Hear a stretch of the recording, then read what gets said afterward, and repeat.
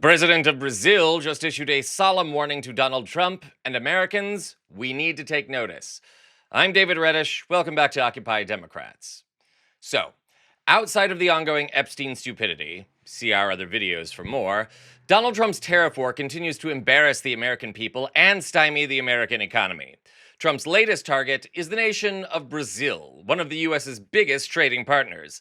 Trump has threatened a 50% tariff on goods imported from the nation. His reasoning and motives, however, are unique to say the least. They're treating President Bolsonaro very unfairly. He's a good man. You know, I know him well. I negotiated with him. He was a very tough negotiator, and I can tell you he was a very honest man, and he loved the people of Brazil. He was a very tough guy to negotiate with. I shouldn't like him because he was very tough in negotiation, but he was also very honest. And I know the honest ones, and I know the crooked one. That's right. Trump wants to slap Brazil with a 50% tariff because at present, former Brazilian President Jair Bolsonaro, who attempted a violent overthrow of the Brazilian government, is currently on trial for his crimes. So of course Trump loves the guy. They have so much in common after all. Naturally, this is not sitting well with the current president of Brazil, Luiz Inácio Lula da Silva. When President Lula heard of Trump's threat, he said this. Brazil's President Luiz Inácio Lula da Silva on Thursday said he is seeking a diplomatic solution to U.S. President Donald Trump's threat of 50% tariffs on Brazilian exports. But he vowed to retaliate if the tariffs take effect as planned on August 1st. The main thing is the reciprocity law passed by Congress, and there's no doubt that first we'll try to negotiate, but if there's no negotiation, the reciprocity law will be put into practice. If he charges us 50%, we'll charge him 50%. According to a Brazilian diplomat who spoke on condition of anonymity, the president is unlikely to announce any retaliatory measures until the tariffs are implemented. Brazil, as an example, has been not good to us, not good at all. In a letter to Lula about tariffs published on Wednesday, Trump cited not just trade practices, but also the treatment of Brazil's former president Jair Bolsonaro. Bolsonaro is currently on trial over charges of plotting a coup to stop Lula from taking office in 2023. Trump has said Bolsonaro was the victim of a witch hunt.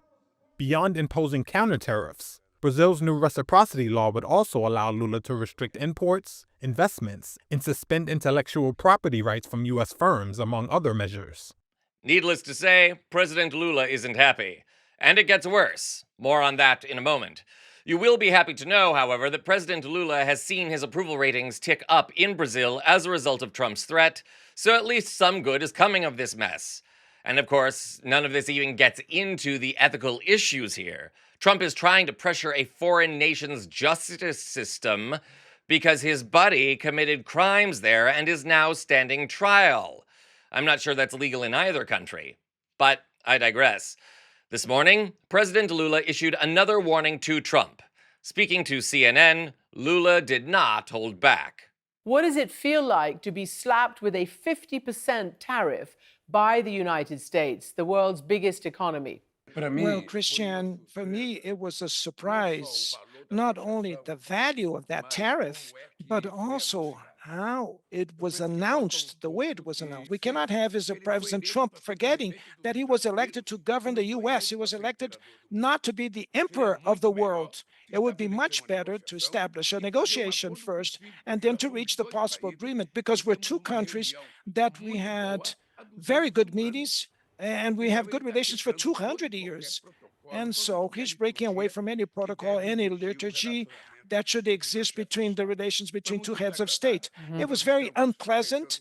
We're trying to talk with the people there, but we're also preparing ourselves to give an answer to that. What I've been saying publicly is that we will use all the words that exist in the dictionary in trying to negotiate. If even Trump, he received Bolsonaro for a few minutes. Even Trump didn't want to talk with Bolsonaro. And now President Trump to write a letter and putting as a condition, a precondition for negotiation. No. That's very discretionary. I can't even believe in that. When I read the letter, I thought it was fake news when I saw the letter through the media. And then I thought it was a true letter that was signed by President Trump. So I can reassure you that Brazil, in the right moment, will give the right answer to the President Trump's letter. Well, thank you, President Lula, for saying what all of us worldwide, mind you, are actually thinking. This is ridiculous.